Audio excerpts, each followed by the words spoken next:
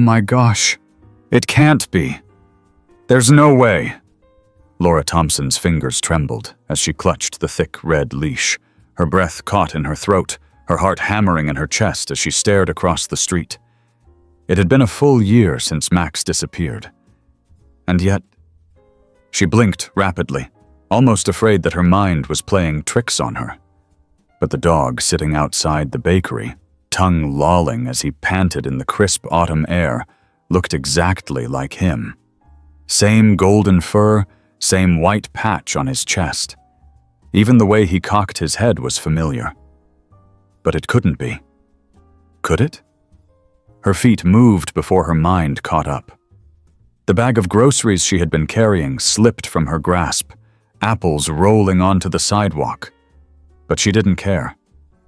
All she could focus on was the dog that looked so much like her Max, the dog that had vanished from her backyard on a cold October night the year before. "Max?" she called hesitantly, her voice barely above a whisper. Then louder, "Max!" The dog's ears perked up. His head turned toward her, his deep brown eyes locking onto hers. There was a moment of hesitation, a flicker of something in his gaze. Recognition?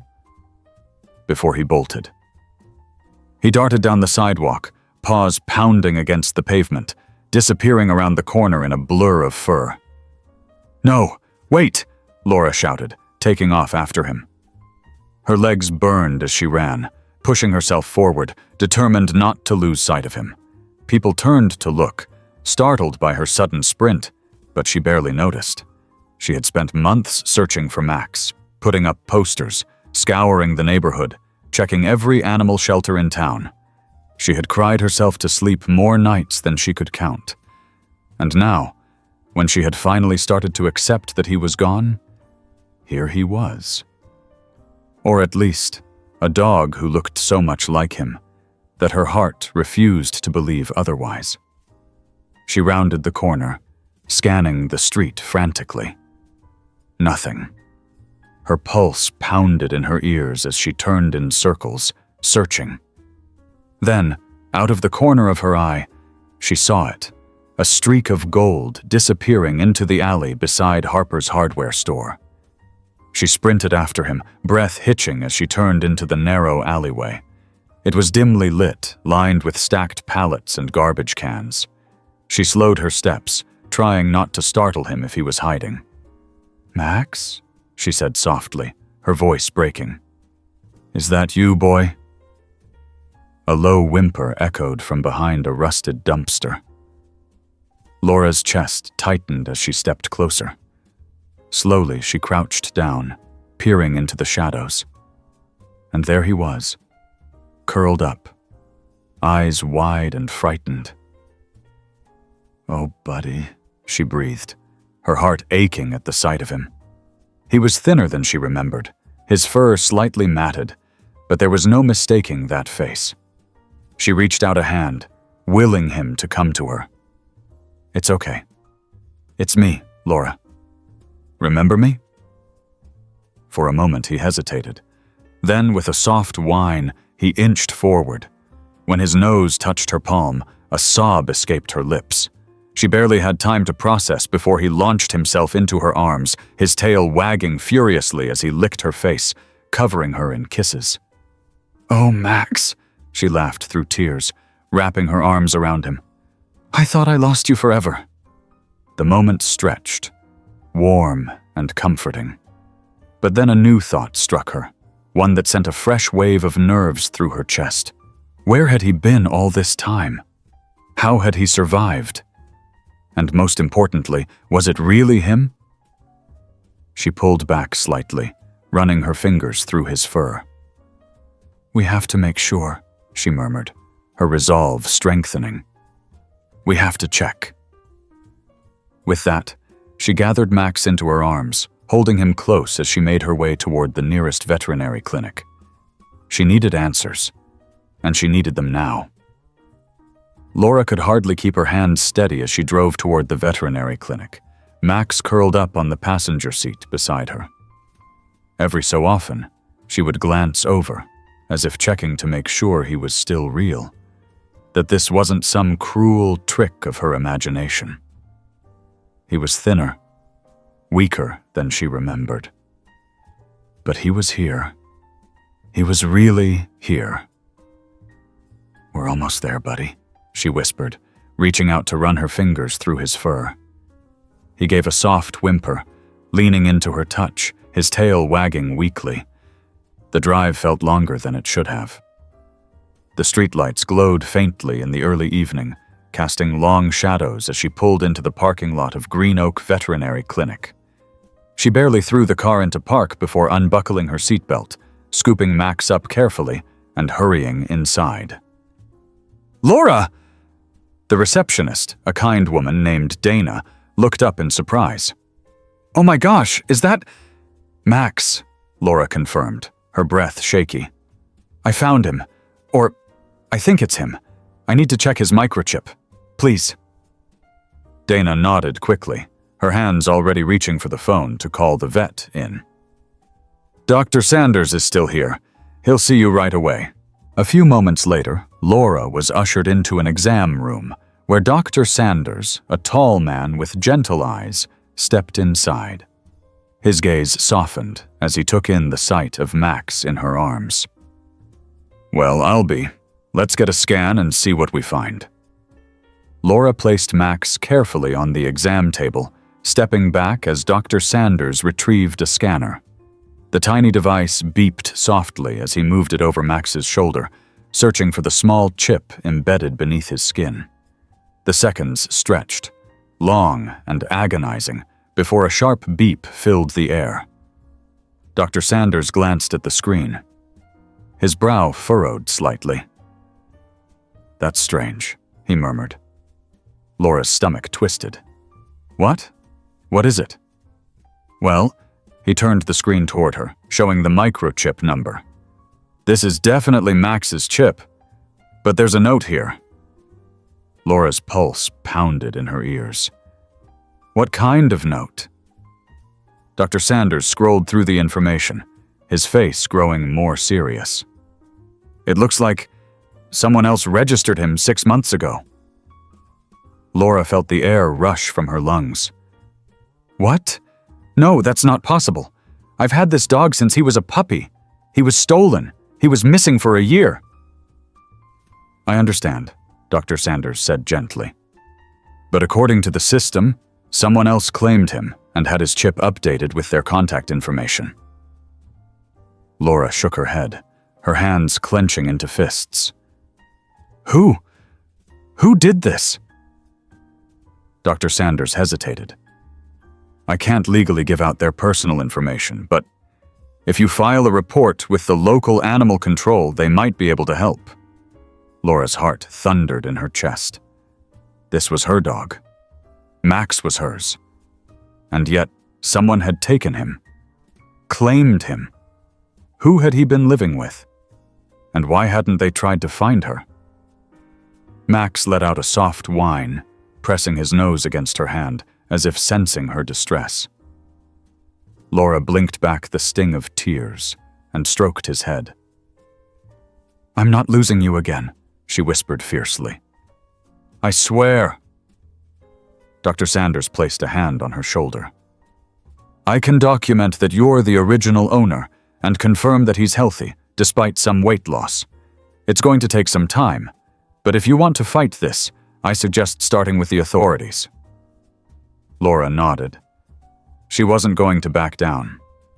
Someone had taken her dog, but she had found him.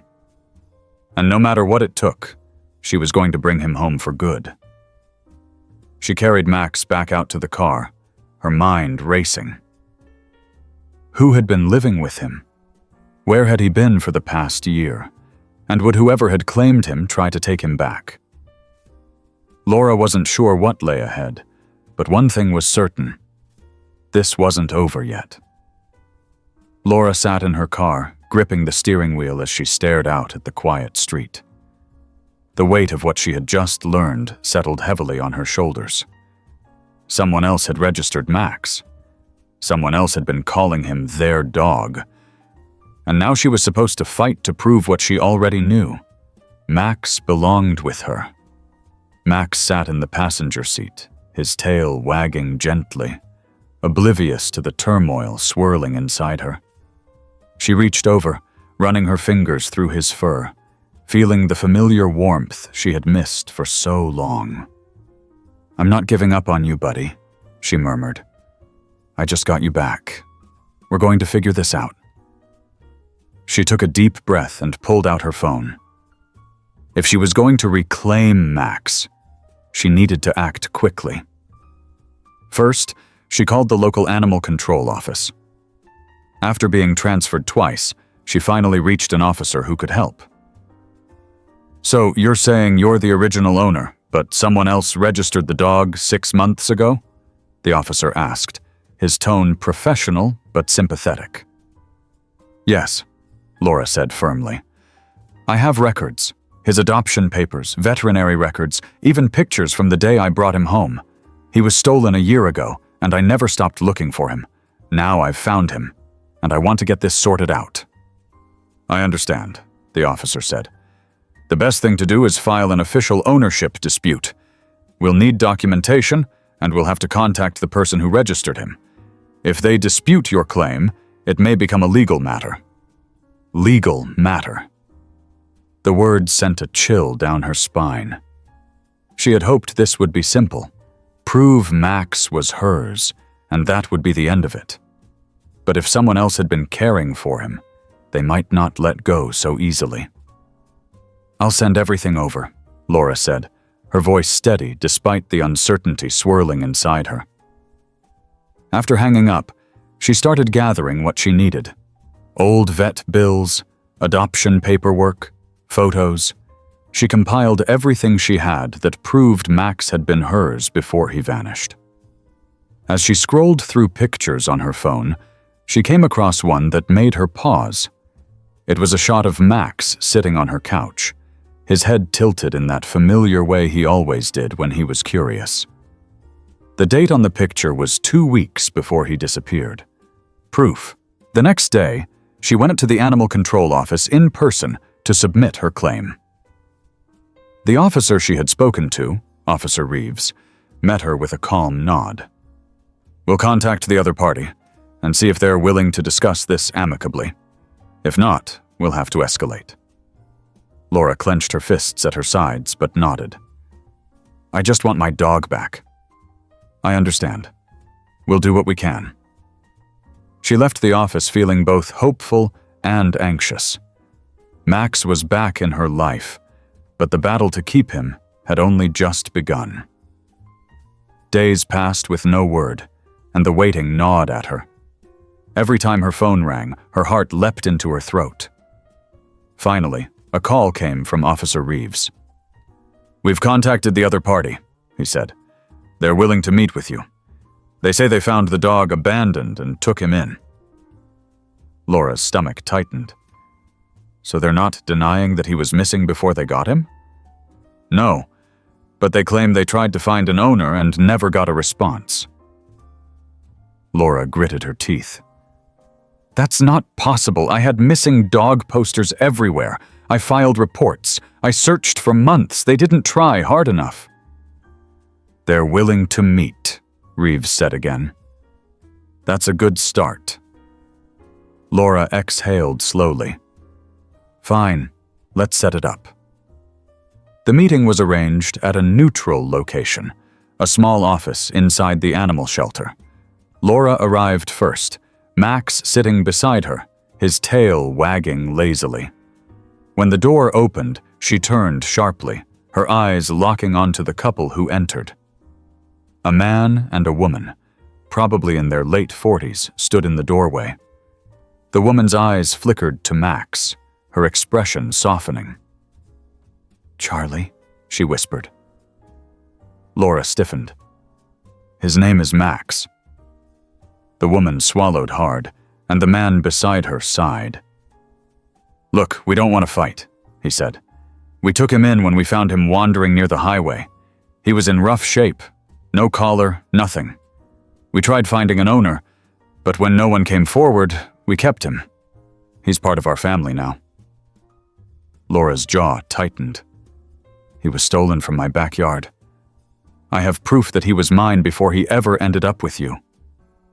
And we have proof that we've taken care of him for the past 6 months, the woman countered. Vet records, training, food, shelter. We love him too. Max's tail wagged as he looked between them, seemingly happy but unaware of the tension in the room. Laura's heart ached. I'm grateful you took care of him, but he belongs with me. I never stopped looking for him. I never gave up. The man sighed, rubbing the back of his neck. We didn't know. If we had known. But you do know now, Laura said, her voice firm but not unkind. He's my dog. He always has been. And I want him back. Silence stretched between them. Finally, the woman looked at Max, her eyes filled with unshed tears. He's happy with you. I can see that. But this is hard for us too. Laura softened slightly. I understand, but he's my family. The man nodded slowly. We need to think about this. Laura swallowed hard, knowing that the fight wasn't over yet. But she had made her case, and now all she could do was wait. Laura sat in the car with Max beside her, his tail gently wagging as if he had no idea of the storm swirling around them. She ran her fingers through his fur, grounding herself. The meeting hadn't gone as she had hoped, but at least the couple hadn't outright refused to return him. They needed time to think. She had to believe that when they really understood the depth of her connection with Max, they would make the right decision. But how long would that take? And what if they didn't agree? Laura tightened her grip on the steering wheel. She didn't want to go to court, but if it came to that, she would. Max wasn't just some pet she had picked up. He was family. A family member stolen from her. She took a deep breath, pulling herself back from the whirlwind of emotions. One step at a time. For now, she needed to prepare for every possibility. The Animal Control Office had said the couple would have a few days to consider everything.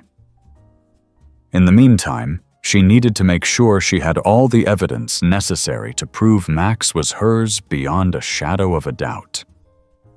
The next morning, she dove headfirst into the task. She pulled out everything she had: vet records, training certificates, old pictures, even a few videos of Max as a puppy. She flipped through photos on her phone, her heart clenching at the memories. Max curled up on her couch, Max running through the backyard, Max wearing the ridiculous bandana she had bought him on his 2nd birthday. Every single moment reminded her of what she had lost for a year, and what she refused to lose again. Her best friend, Hannah, called as she was sorting through the files. How are you holding up? I don't know, Laura admitted. I have Max, but I feel like I'm constantly holding my breath. I don't trust that they're just going to hand him over. I don't either, Hannah said. I've been thinking, what if you reach out to the community? The more people who know your story, the more pressure they'll feel to do the right thing. Laura considered it. I don't want to start a war, but you're right. Maybe if they see how many people know that Max is mine, they won't fight it. Exactly. Put up a post. Share the pictures of him with you before he was taken. Let people see the whole story. Laura hesitated, then nodded to herself. Okay, I'll do it. She spent the next hour crafting a post. She explained how Max had gone missing, how she had never stopped searching, how she had found him and was now fighting to bring him home for good. She uploaded the old pictures alongside a recent one, taken just that morning, where he lay at her feet as if he had never left her side. She hit post and watched as the comments and shares flooded in. Friends, neighbors, even strangers. So many people rallied around her. It gave her hope, but it also made her nervous. Would the couple see this as an attack? Would they dig in their heels instead of letting him go? 2 days passed without a word. Every time her phone rang, she jumped. Every time she looked at Max, she feared that this borrowed time would be snatched away. Then, on the 3rd day, the phone call came. "Laura, it's Jim," the man from the meeting said, his voice heavy. "We need to talk. Can you meet us at the shelter?" Laura's heart pounded. "Of course, I'll be there soon." She drove with Max beside her hands gripping the wheel so tightly her knuckles turned white. She wasn't sure what to expect, but she braced herself for a fight. She would not leave without Max. When she arrived, Jim and his wife, Linda, were already waiting in the parking lot. Linda's eyes were red-rimmed, and Jim looked exhausted. Laura stepped out, Max following her, his tail wagging as if this was just another outing. Linda let out a shaky breath. "We saw your post. We saw all the comments, the pictures. We didn't know how hard you had been looking for him." Laura swallowed past the lump in her throat. "I never stopped." Jim sighed. "We love him too. But we don't want to be the people who keep someone from their family. We've talked it over. Max belongs with you." Laura's breath hitched. "Are you sure?" Linda nodded, her voice barely above a whisper. "It's the right thing to do. But could we maybe say goodbye?" Laura's throat tightened. "Of course." Linda knelt down, running her hands through Max's fur as tears slipped down her cheeks. "You were a good boy, Charlie. You'll always be a good boy. Be happy, okay?"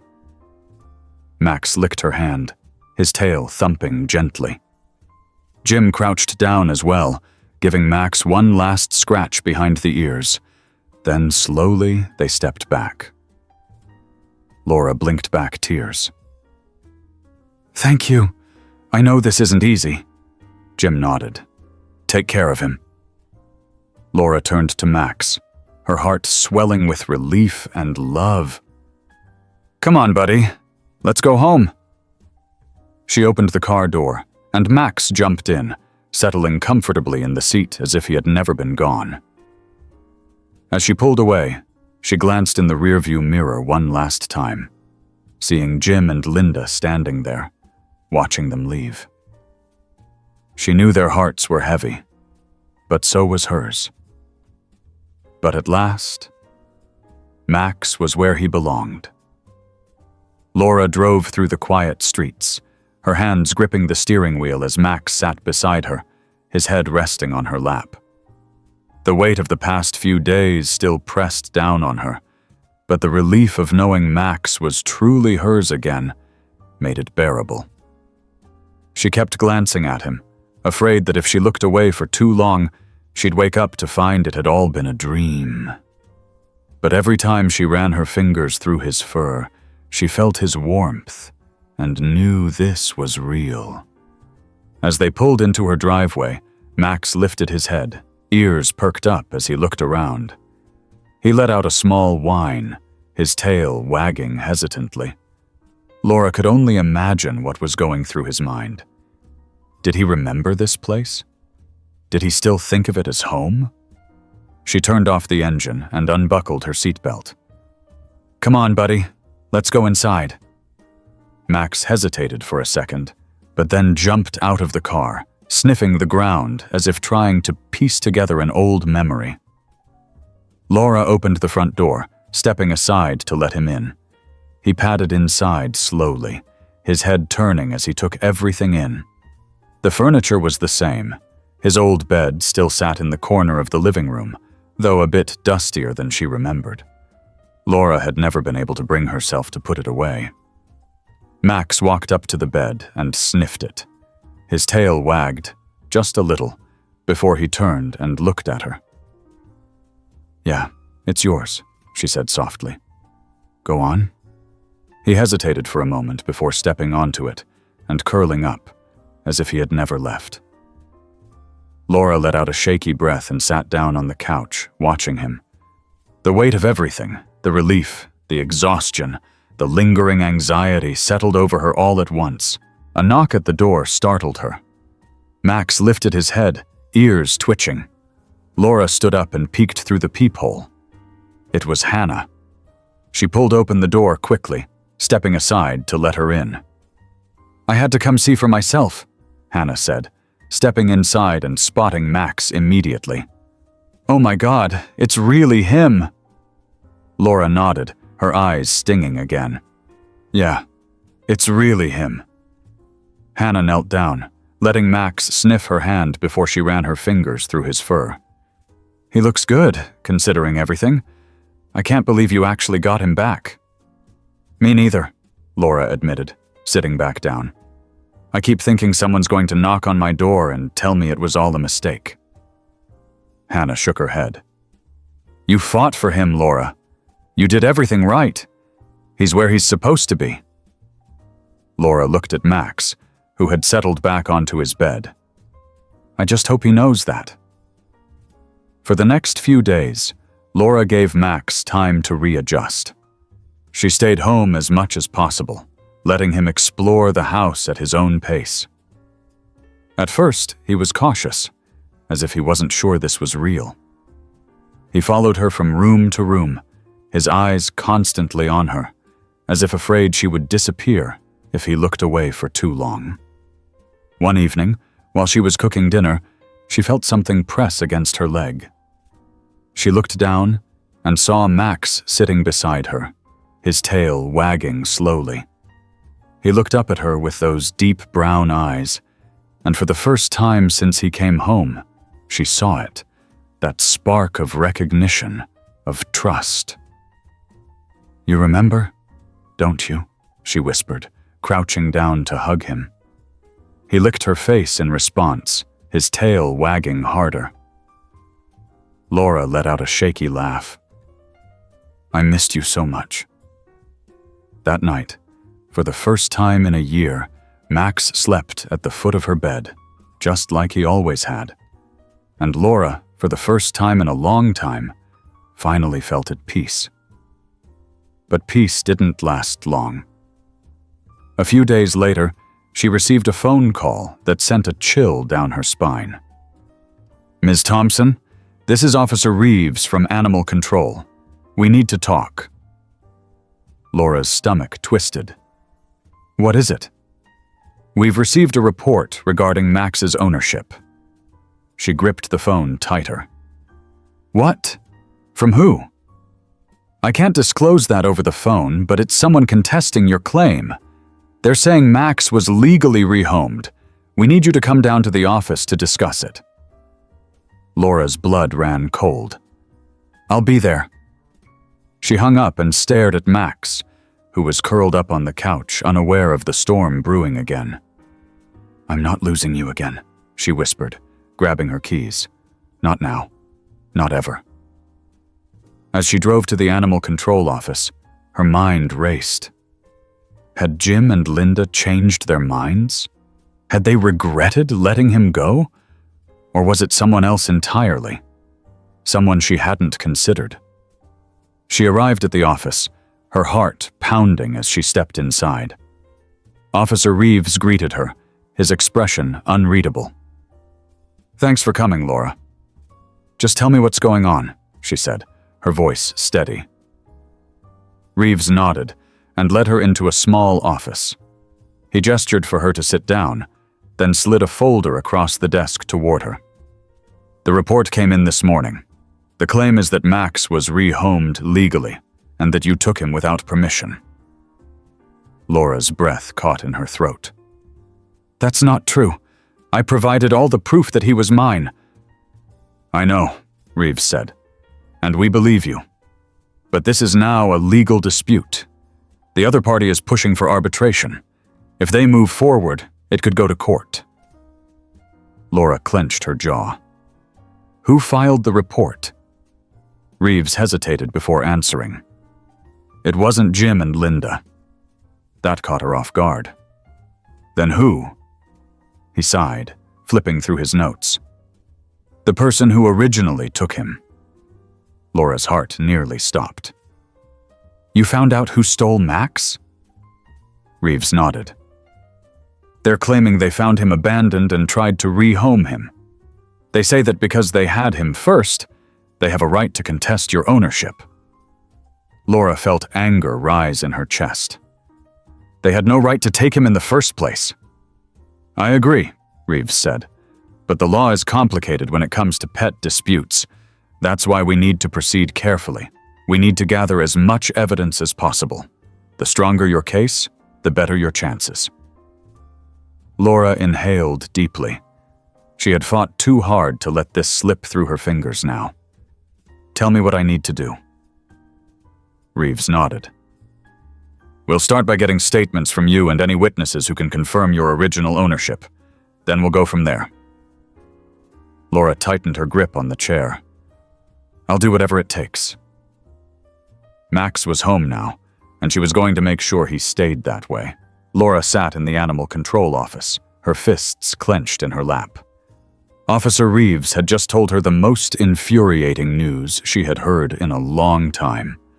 Someone was trying to claim that Max had been legally rehomed, and now she had to fight for him all over again. She had thought this was over. She had thought she had won. But here she was, facing another battle for her dog. Who is it? She asked, her voice barely above a whisper, though her anger was evident. Who's saying they have a claim to him? Officer Reeves sighed, folding his hands on the desk in front of him. The individual who originally took Max. We've identified them through previous records, and they're stating that since they found him and cared for him before the couple you just dealt with, they should be given the right to make a claim. Laura scoffed. That's ridiculous. They stole him. That's not finding and caring for a dog. That's theft. Reeves nodded. We understand your frustration, but they're making a legal case. They claim they found Max wandering in their neighborhood over a year ago and took him in. When they moved states, they rehomed him to Jim and Linda, believing they were giving him a better life. And they never thought to check if he had an owner first? Laura asked, incredulous. They never checked his microchip? Put up flyers? Took him to a vet? Reeves exhaled. That's where their case gets shaky. If they didn't make any attempts to locate the original owner, that weakens their claim. But they're still pushing for arbitration. If they refuse to drop the case, you may have to fight this in court. Laura ran a hand down her face, her frustration growing. So what do I do now? Gather everything you have, Reeves said. Every vet bill, every photo, every document that proves Max was yours from the beginning.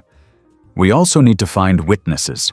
Anyone who can confirm you had Max before he went missing. The stronger your case, the easier this will be.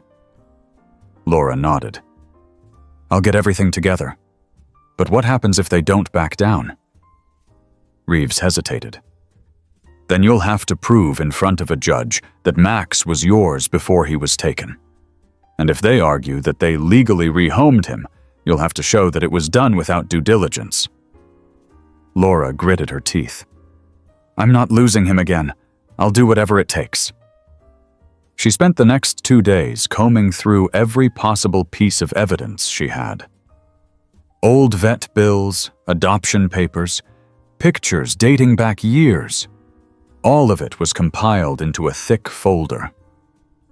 She reached out to friends and neighbors who had seen her with Max before he disappeared, gathering statements. Even Hannah wrote a sworn affidavit, detailing the months of anguish Laura had gone through searching for her dog. Despite her exhaustion, Laura felt a flicker of hope. This time she wasn't alone in this fight. People were rallying behind her, determined to make sure Max stayed where he belonged. Then the inevitable happened. A letter arrived in the mail, notifying her of a court hearing in 3 weeks. The person who had taken Max had refused to back down. They were determined to prove their case. Laura stared at the letter, her hands shaking. "They really think they have a right to him?" she muttered, anger bubbling up inside her. "After all this time?" Hannah, who had come over to check on her, sighed. "Some people can't admit when they're wrong. But you've got the truth on your side. That has to count for something." Laura nodded, though anxiety still churned in her stomach. "I hope you're right." The day of the court hearing arrived faster than she had expected. Laura stood outside the courthouse, dressed in a simple navy blouse and black slacks, trying to steady her nerves. Max wasn't allowed inside, but she had left him at home with Hannah, who promised to take good care of him while she fought this battle. She took a deep breath and stepped inside. The courtroom was smaller than she had imagined, and the opposing party sat on the other side of the room. She recognized them from the file Officer Reeves had shown her, a woman in her late 30s, dressed in a business suit, her expression unreadable. The judge entered, and everyone rose. Once proceedings began, Laura presented her case. She handed over the folder of documents, detailing Max's adoption, vet records, and the many attempts she had made to find him when he went missing. She explained how she had spent a year searching, how she had never given up, how she had only just been reunited with him before having to fight all over again. Then the woman, Stephanie Parker, as she was identified, was called to present her argument. She claimed she had found Max wandering alone, that she had taken him in and cared for him, and when she moved, she had simply done what was best for him by rehoming him. "Did you ever check for a microchip?" the judge asked, his voice calm but firm. Stephanie hesitated. "No, I didn't think to." Laura clenched her jaw. That was it. That was the proof that Stephanie had never made any effort to find Max's rightful owner. The judge nodded, flipping through the documents. "Miss Parker, while I understand that you believed you were acting in the best interest of the animal, it is clear that the original owner, Miss Thompson, went to great lengths to find her missing dog. Your failure to check for a microchip or make any significant efforts to locate the owner before rehoming the animal weakens your claim." Laura held her breath. The judge continued. "Based on the evidence presented, it is my decision that Max legally belongs to Miss Thompson. The case is dismissed." Laura exhaled sharply, barely processing the words. It was over. She had won. Stephanie sat stiffly in her seat, her lips pressed into a thin line, but she didn't argue. Laura almost felt sorry for her. Almost. But the fact remained that Max had never belonged to her. When Laura stepped outside the courthouse, she inhaled the fresh air and felt a weight lift from her shoulders. She pulled out her phone and called Hannah. "It's over. Max is mine, legally, officially, forever." Hannah whooped through the phone. "I knew you'd do it. Now get home to your boy. He's been waiting for you." Laura smiled. "I'm on my way." Laura drove home with her hands gripping the steering wheel a little too tightly, her heart still racing from the courtroom proceedings. Max was legally hers again. She had won. And yet the adrenaline of the past few weeks hadn't faded. It still lingered in her chest, making her feel restless even as she pulled into the driveway. She had expected to feel relief, but instead she felt a strange unease. She barely had the car in park before she was opening the door and stepping out. Max, waiting by the window, immediately perked up when he saw her. His tail thumped excitedly against the couch as she stepped inside, and he bounded toward her as if sensing the shift in the air. "We did it, buddy," she whispered, crouching down to wrap her arms around him. He licked her face in response, his tail wagging so hard that his entire body shook. "You're finally home for good. No more questions, no more uncertainty. You're mine, and I'm never letting you go again." Hannah, who had been watching over Max, stood by the kitchen with a smile on her face. "I knew you'd win. There was no way they could take him from you." Laura let out a breath she hadn't realized she was holding. I still can't believe it. I thought it would be over once I got him back, but it kept dragging on and on. I didn't realize how much I was holding my breath." Hannah crossed her arms, leaning against the counter. "Well, now it's really over. You can finally breathe. And Max, he can finally relax too. No more bouncing from home to home. He's back where he belongs." Max, as if understanding, let out a happy bark and trotted back to his favorite spot on the couch. Laura watched him settle in, curling up with a contented sigh. She could still see the small changes in him. He was thinner than before, a little more cautious in new situations. But deep down, he was still her Max. She had fought for him, and she had won. But the feeling of victory was still overshadowed by the reality of what had happened. Someone had taken him. Someone had tried to claim him. And even though she had gotten him back, she couldn't shake the fear that something like this could happen again. "I need to make sure this never happens again," she murmured, more to herself than anyone else. Hannah tilted her head. "What do you mean?" "I mean, I need to do everything I can to make sure he's protected. A new microchip, GPS tracker, stronger fencing in the backyard, whatever it takes.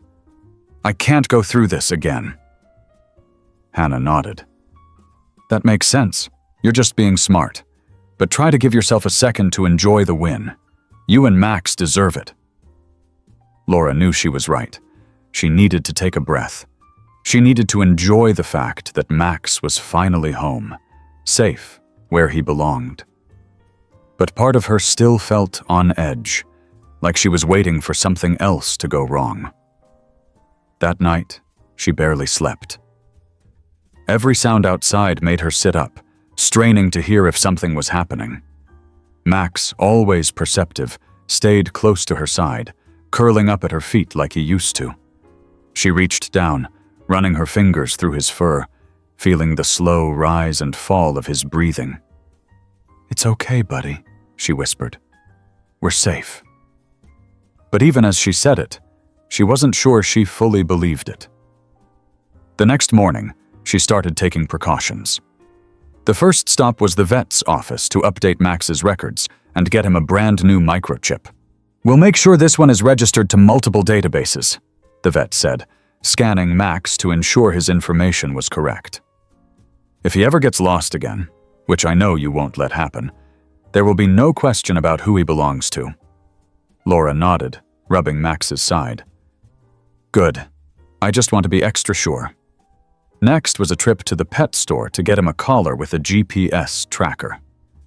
The moment she clipped it on, she felt a small sense of relief. Now, if anything ever happened, she would know exactly where he was. "He's like a little spy dog now," Hannah joked when Laura showed her the tracker later that afternoon. "You're not messing around." "No, I'm not," Laura admitted. "I can't risk it." The next few days passed quietly, and Laura finally started to let herself breathe again. Max was adjusting back to his normal routine, and for the first time in a long time, things felt almost normal.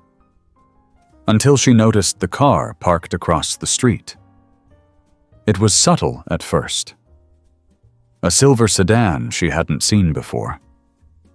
At first, she thought maybe it was just a neighbor's guest, but after 3 days of seeing it parked in different spots near her house, a knot of unease settled in her stomach. She tried to shake it off. Maybe she was just paranoid. Maybe she was still too on edge from everything that had happened. But then she saw the driver. A woman, sitting in the driver's seat, looking in the direction of her house. Laura's blood ran cold. It was Stephanie Parker, the woman who had taken Max in the first place. Laura's hands tightened into fists as she stepped onto her porch, making sure Max was inside. Stephanie didn't move at first, but when Laura made eye contact with her, she finally started the car and drove away. Laura stood there for a long moment, heart hammering. This wasn't over. She had won in court. Max was legally hers. And yet, here Stephanie was, still watching, still lurking. Laura turned and went back inside, her mind racing. She wasn't going to let this go unaddressed. She had fought too hard to let fear creep back into her life. She grabbed her phone and dialed Officer Reeves. "Officer, it's Laura. I think we have a problem." Officer Reeves' voice was calm but firm on the other end of the line. "What kind of problem, Laura?" Laura turned to look out the window, scanning the street where Stephanie's car had just been. She was parked outside my house, just sitting there, watching. It's been happening for days. There was a brief pause. "And you're sure it was her?" "I made eye contact with her before she drove away. It was definitely Stephanie Parker." Reeves sighed. "All right, that's not something to take lightly. You already won the case. She has no legal claim to Max anymore. If she's hanging around your home, that could be considered harassment. Have you noticed anything else? Calls, messages, any other signs she might be trying to interfere?" Laura shook her head, though he couldn't see her. "No, nothing like that, just the car. But I don't like it." "I don't either," Reeves admitted. "Listen, I'll file a report and put this on record. In the meantime, keep an eye on things. If she comes back, let me know immediately. And if you feel unsafe, don't hesitate to call the police." Laura swallowed hard. "All right. Thank you." After hanging up, she turned back to Max, who was watching her with his usual deep, trusting eyes. He wagged his tail slightly, unaware of the worry settling over her like a storm cloud. "We're okay, buddy," she said, more to reassure herself than him. "We're safe." But the rest of the night, she couldn't shake the feeling that someone was watching. Days passed without another sighting of Stephanie, but Laura couldn't let her guard down. Every time she stepped outside, she found herself scanning the street. She double-checked that Max's GPS tracker was functioning, made sure her doors were locked at night, and installed a new security camera above her front door. Hannah noticed her behavior right away. "You're spiraling," she said one afternoon as they sat in Laura's living room, sipping coffee. "You're constantly on edge." "Because I have a reason to be," Laura replied, setting her cup down with a sigh. "You didn't see how she looked at me. It wasn't just anger. It was like she wasn't done yet." Hannah pursed her lips. "Do you think she'd actually try something?" "I don't know, but I can't afford to assume she won't." Hannah hesitated. "You could always get the police more involved. Maybe even consider a restraining order." Laura exhaled slowly, rubbing her temples. "If she shows up again, I will. But for now, I just have to stay alert." A week passed. No sign of Stephanie. Laura started to relax, though the wariness never fully faded. Then, just when she was starting to believe Stephanie had given up, something happened that made Laura's stomach drop. It was late evening, and Laura had just finished dinner when she heard a noise outside. A strange rustling, followed by a soft thud near the back door.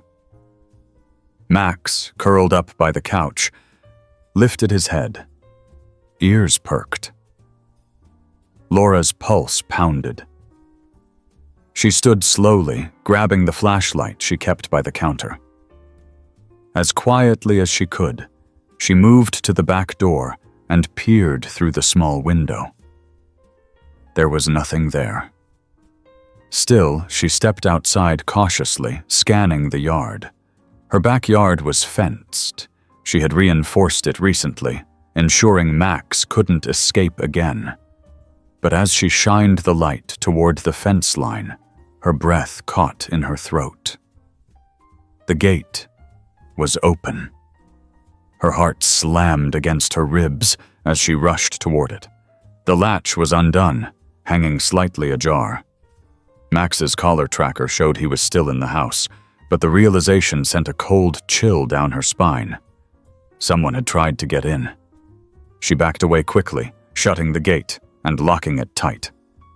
Then she sprinted inside, bolting the doors and grabbing her phone. "Reeves? It's Laura. Someone tried to get into my yard. The back gate was open. I know I locked it." Reeves's response was immediate. "I'm on my way. Don't open the door for anyone but me." Laura nodded, though she knew he couldn't see her.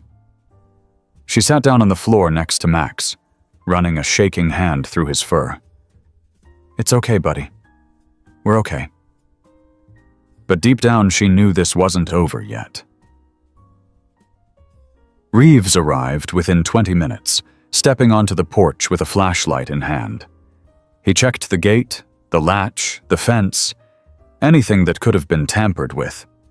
After a long moment, he turned back to her.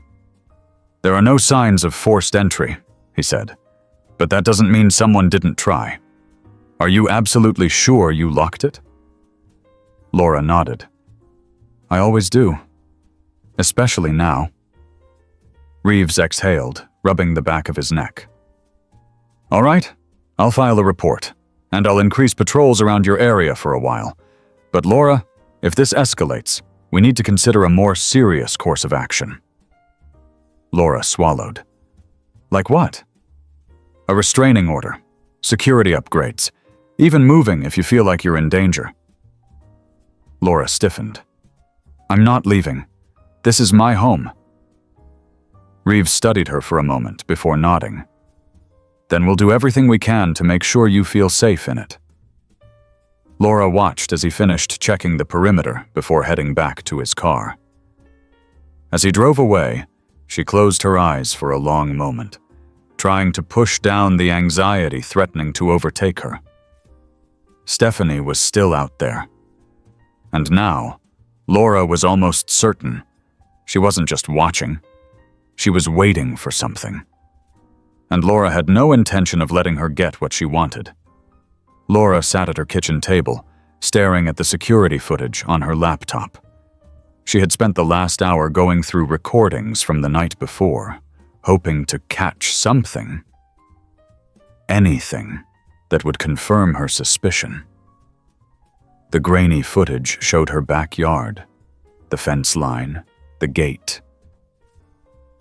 Everything seemed still until, just past midnight, a shadow moved along the far side of the fence. Her breath caught. She rewound the video, pausing when the figure appeared. It wasn't clear, just the silhouette of someone in dark clothing moving with slow, deliberate steps. A second later, the gate creaked open. The figure hesitated, then stepped forward. But just as suddenly, they turned and hurried away as if startled by something. Laura clenched her fists.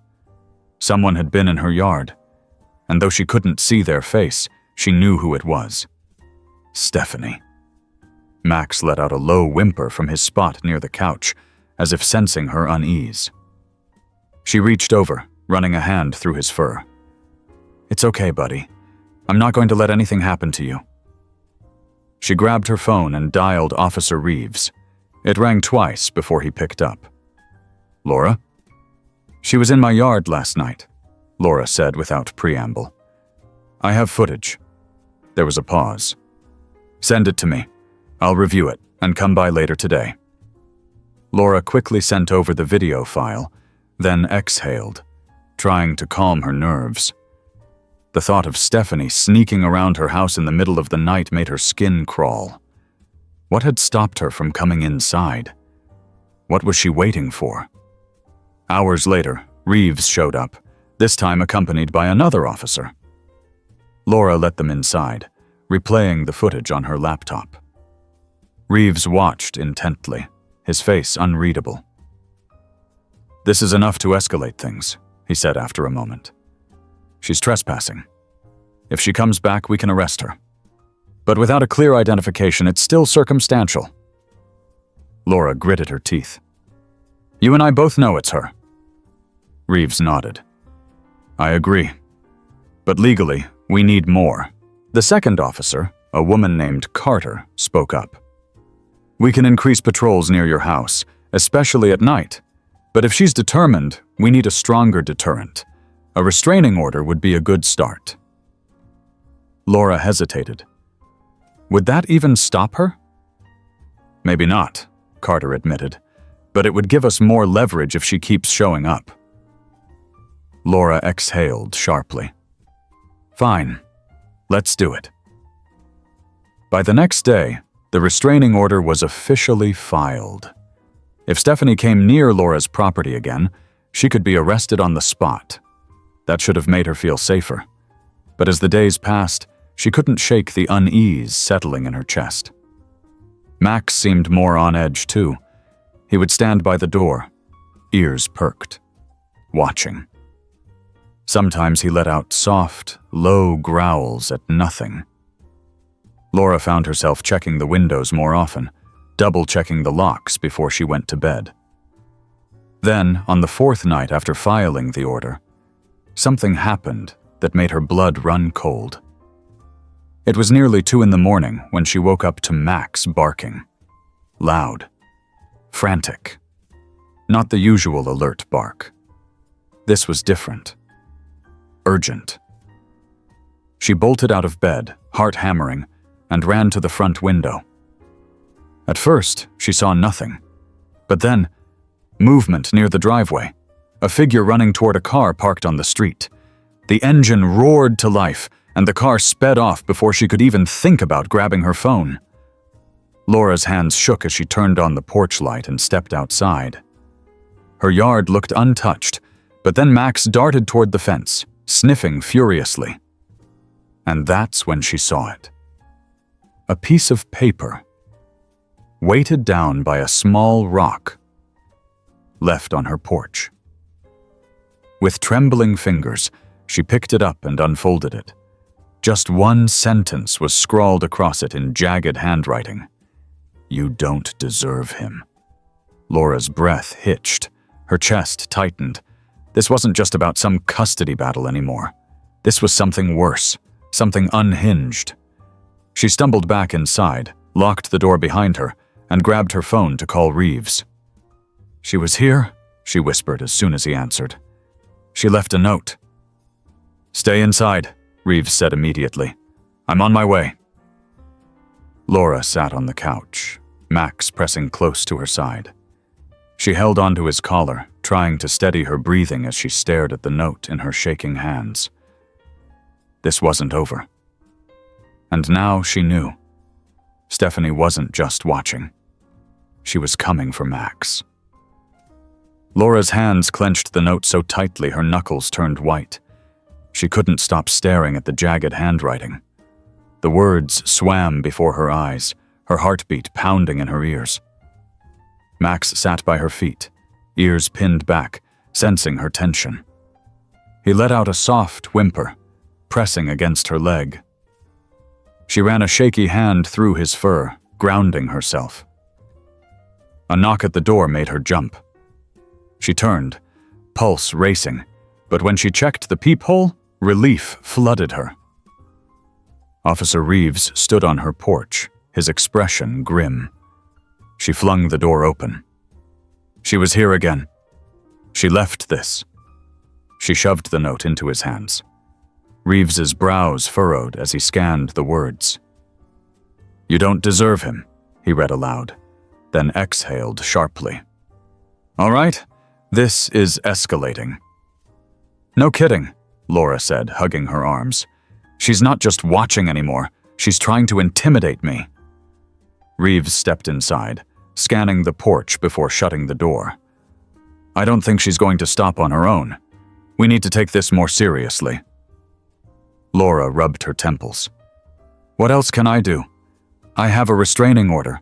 The police are involved. What's next? If she violates the order again, we can arrest her, Reeves said. But it's not always that simple. People like her. They don't think rationally. She's convinced herself she has some kind of right to Max. She might not stop just because the law says she should. Laura swallowed. So what do I do? Wait for her to break into my house? Wait for something worse? Reeves frowned. No, we don't wait. We act. You said you installed security cameras? She nodded. I got a few set up after I first noticed her watching the house. They caught her in my yard before. Good. Keep those running. But I want you to take it a step further. Install motion-sensitive lights. Make sure every entry point is locked at all times. Do you have someone who can stay with you for a while? Hannah offered, but I don't want to drag her into this. You might want to reconsider, Reeves said. Having someone else here could help. And if you notice anything suspicious, you call me. Day or night. Laura exhaled shakily. Okay. Reeves gave Max a quick scratch behind the ears. Keep him close. People like Stephanie, they don't think about consequences until it's too late. Laura followed Reeves's advice. She had more motion-activated lights installed. She triple-checked her locks. She asked Hannah to stay with her for a few nights, and Hannah, despite Laura's hesitation, didn't take no for an answer. I'm not letting you deal with this alone, Hannah said firmly, setting her bag down in the guest room. We'll keep watch. If she comes back, we'll know. Laura wanted to believe that all of this would make a difference, that the cameras, the lights, the restraining order, it would be enough to make Stephanie back off, but she couldn't shake the gnawing dread curling in her stomach. 3 nights passed without incident. Laura started to think, just maybe, Stephanie had finally gotten the message. Then the 4th night came. Max woke her up first, a deep, rumbling growl in the darkness. Laura sat up, her body tensing. She reached for her phone, checking the time. 2:47 a.m. The house was silent. Too silent. Then she heard it. A faint shuffling noise outside. Near the back door. Laura's stomach clenched. She nudged Hannah awake. Someone's outside. Hannah was immediately alert, sitting up and grabbing her phone. Do you see anything? Laura moved to the window, peering outside. The backyard was dimly lit by the motion-activated lights, but she could just make out a shadow moving near the fence. It's her, Laura whispered. I know it's her. Hannah cursed under her breath. Call Reeves, now. Laura's fingers fumbled with her phone as she dialed. The call rang twice before Reeves picked up. Laura? She's here, Laura whispered. Backyard.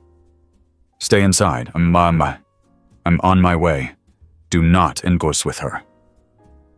Laura barely had time to respond before Max started barking. Loud, sharp, furious.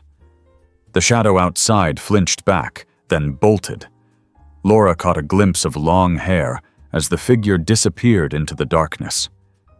She's running, Laura said, breathless. She's gone. Stay put. I'll be there in 10 minutes.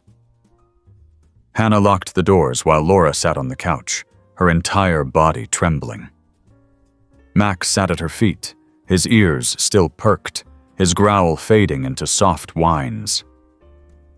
She's getting bolder, Hannah murmured. First the note, now this. What's next? Laura didn't have an answer. Reeves arrived soon after, checking the backyard for any signs of forced entry. He found footprints near the fence, but little else. She didn't try to break in, he said.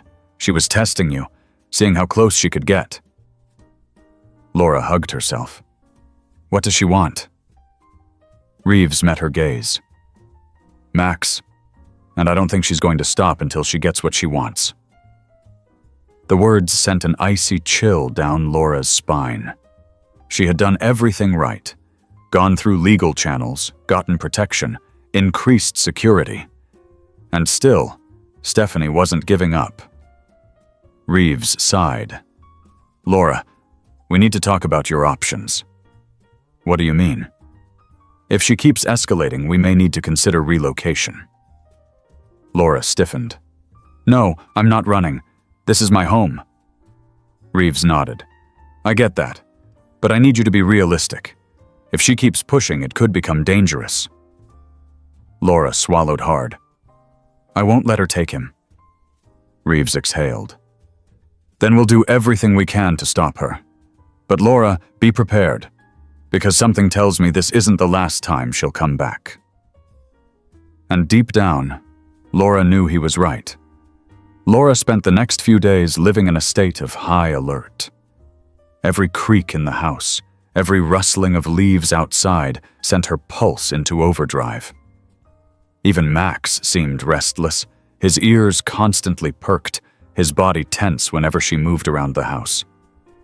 Hannah stayed with her, refusing to leave her alone despite Laura's insistence that she didn't want to be a burden. I'm not going anywhere, Hannah had said firmly, crossing her arms. So stop arguing. You need someone here, and I'm not about to let you face this alone. Laura was grateful, even if she didn't always show it. She hadn't slept properly in days, every night spent half awake, listening for any signs of movement outside. And yet for the past 3 nights, nothing had happened. Stephanie hadn't returned, not that Laura had seen at least, but that didn't mean she was gone. If anything, the silence made her more uneasy. She was waiting. But for what? On the 4th night, the answer came. It was just past 3 in the morning when Max's growl woke her. A deep, guttural sound that sent a chill up her spine. Laura sat up instantly, her heart hammering as she reached for the baseball bat she had started keeping by her bed. Hannah stirred beside her, groggy but alert, as soon as she saw the expression on Laura's face. What is it? Hannah whispered. Max heard something. Laura moved toward the window, peering out cautiously. The backyard was cast in dim light from the motion-activated lamps, and for a moment, everything seemed still. Then she saw it. A figure moving near the back fence. The same dark clothing, the same deliberate, slow movements. Laura's stomach clenched. Stephanie. Again. She's here, Laura whispered, stepping back from the window. She's at the fence. Hannah was already grabbing her phone. Call Reeves, now. Laura's fingers fumbled as she dialed. The phone rang once, twice, before Reeves picked up, his voice groggy but sharp.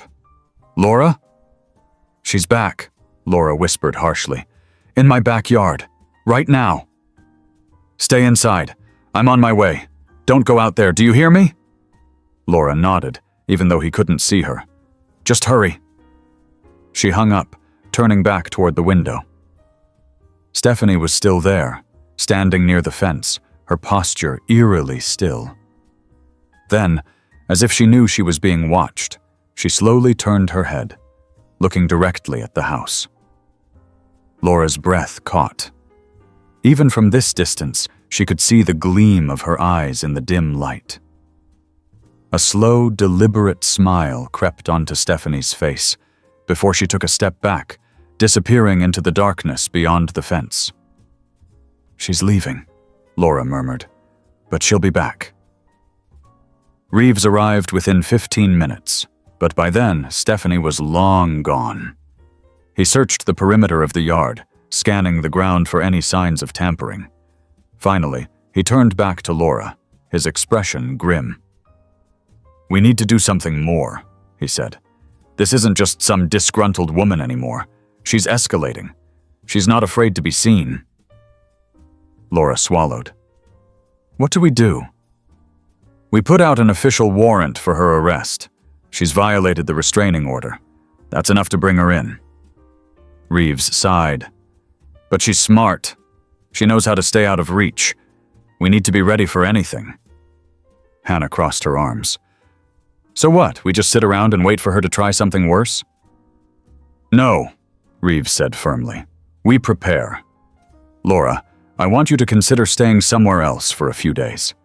Somewhere safe. Laura shook her head. I'm not running.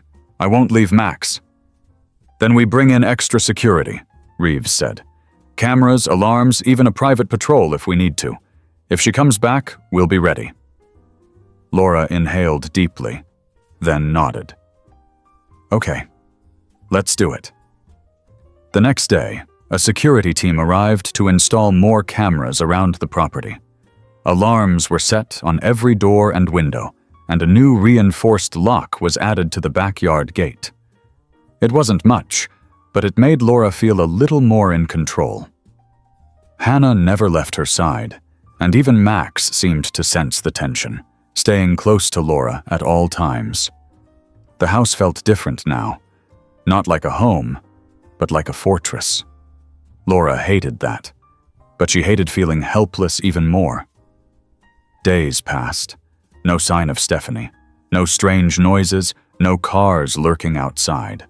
Laura knew better than to let her guard down, but she started to wonder if maybe, just maybe, Stephanie had realized she was fighting a losing battle.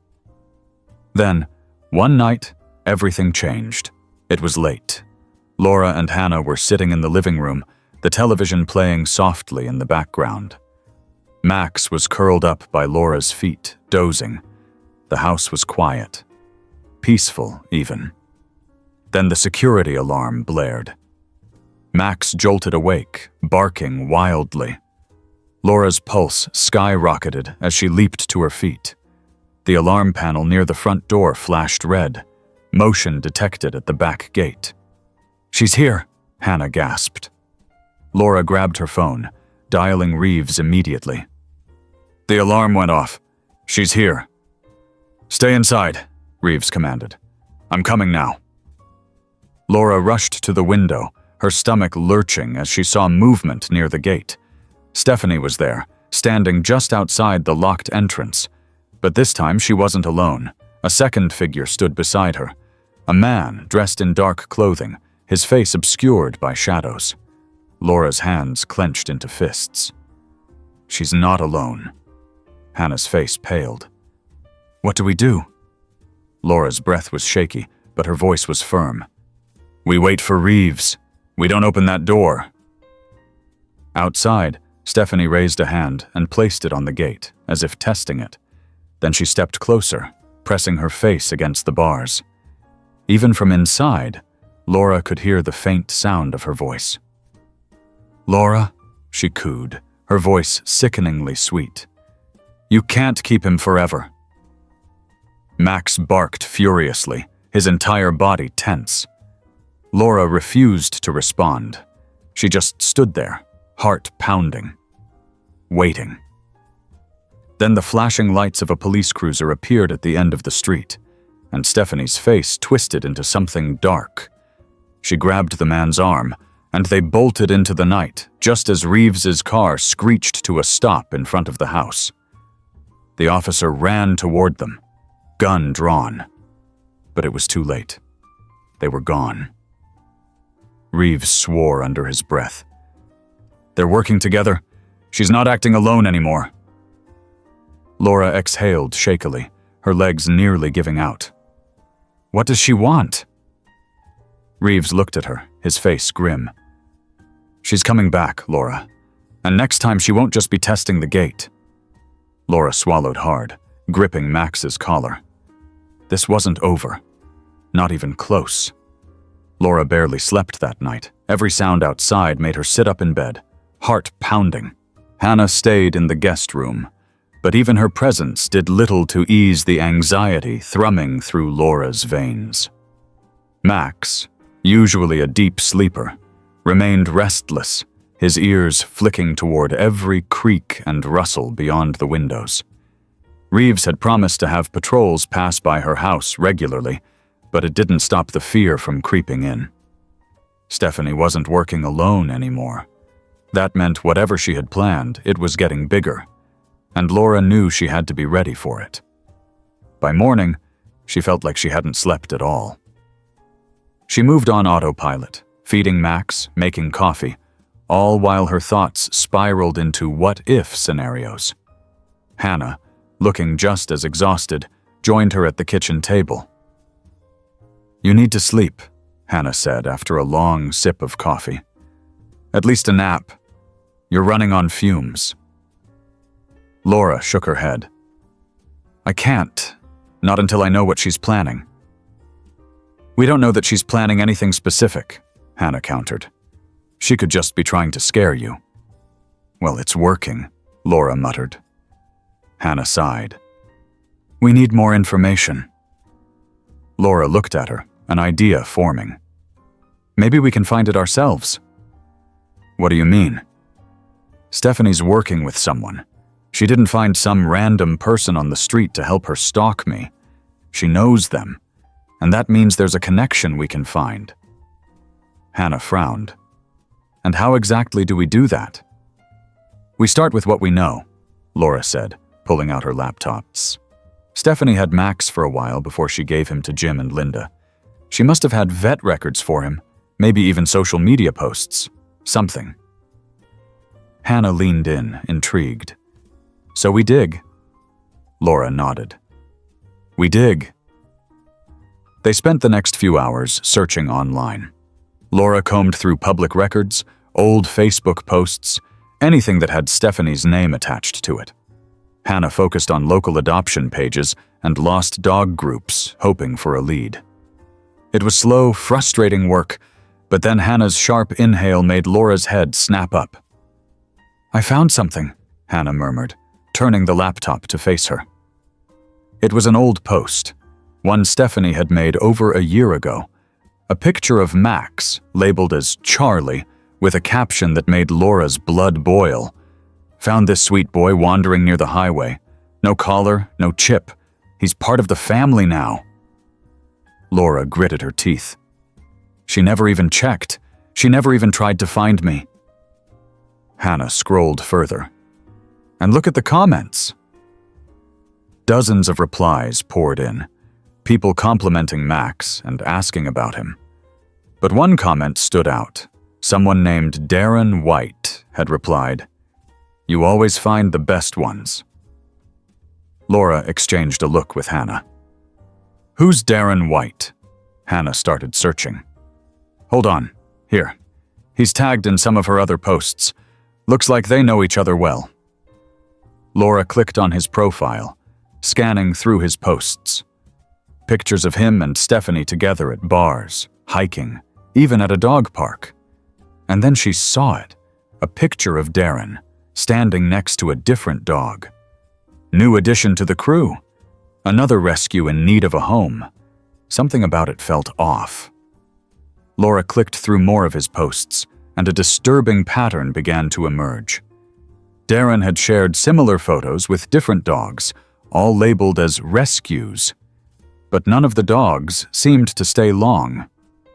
Laura's stomach turned. "I think he's stealing them."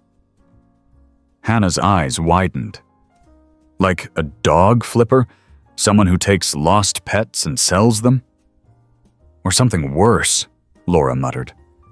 "We need to show this to Reeves." They compiled everything they found and called him. Reeves arrived within the hour, his expression dark as he scrolled through their findings. "This changes things," he admitted. "If he's involved in anything illegal, we might be able to take them both down for more than just harassment." Laura's pulse quickened. "So what do we do?" Reeves set down the laptop. "We watch them, we build a stronger case. If we can tie them to multiple stolen dogs, we can make sure they never get near you, or Max, again." "And in the meantime?" Hannah asked. Reeves met Laura's gaze. "You stay vigilant. They know we're watching now, but that doesn't mean they'll stop. If anything, they might try to act fast." Laura swallowed hard. "I'm ready." But deep down, she wasn't sure she would ever be ready for what came next. With the new information in hand, Laura's focus shifted. She wasn't just trying to keep Max safe anymore. She was determined to bring Stephanie and Darren to justice.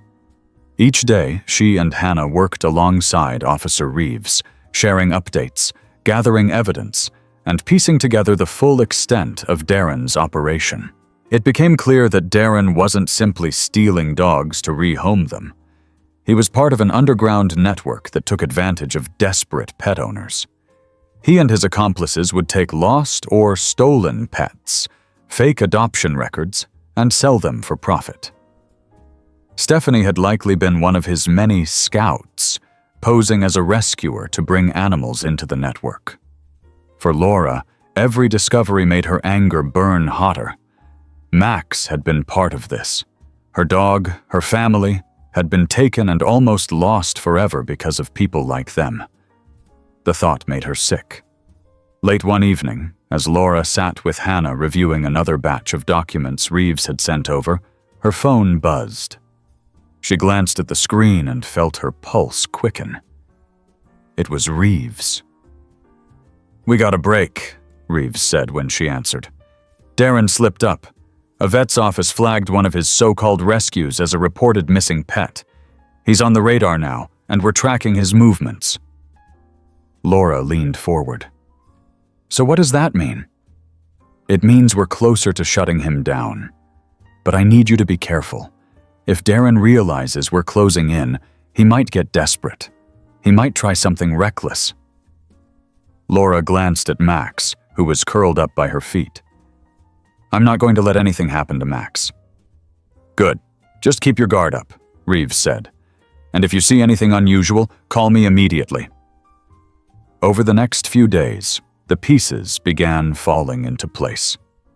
Reeves's team tracked Darren to several locations connected to the network, gathering enough evidence to make arrests. Stephanie, meanwhile, was nowhere to be found. Laura couldn't decide if her absence was a good thing or a bad one.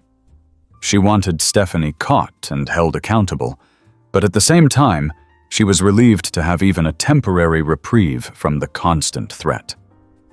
Then, one evening, everything came to a head. Laura was in the kitchen with Hannah, talking quietly while Max rested on his bed. The house was still, the security system armed. For the first time in weeks, Laura felt a small glimmer of hope that this nightmare might actually be over. A loud knock at the door shattered the calm. Max's head shot up, and he barked sharply. Laura and Hannah exchanged a look, tension crackling in the air. "Who could that be?" Hannah asked, her voice low. Laura's heart raced as she walked cautiously to the door. "Stay here," she whispered. She peered through the peephole. Standing on the porch was a man in a dark jacket, his face partially obscured by a baseball cap. Her stomach twisted. Was it Darren? Or someone working for him? "Who is it?" she called through the door, her voice steady despite the panic clawing at her chest. "Police," the man said, flashing a badge. "Detective Nelson. I'm working with Officer Reeves." Laura hesitated. "Prove it." The man held up his ID, and Laura squinted to confirm it matched Reeves's description of the officers on the case. Still, she didn't open the door. "What's going on?" she asked. "We have an update on the investigation," the man said. "Darren White has been taken into custody. We're finalizing the charges now, but he won't be bothering you anymore." Laura felt a surge of relief. "And Stephanie?" "Still at large," the man admitted. "But with Darren in custody, her options are limited. We have every reason to believe she'll be found soon." Laura exhaled slowly. "Thank you." "Stay vigilant," he said. "If you notice anything unusual, don't hesitate to call." "I won't," Laura assured him. He gave a short nod before turning and walking back toward the street.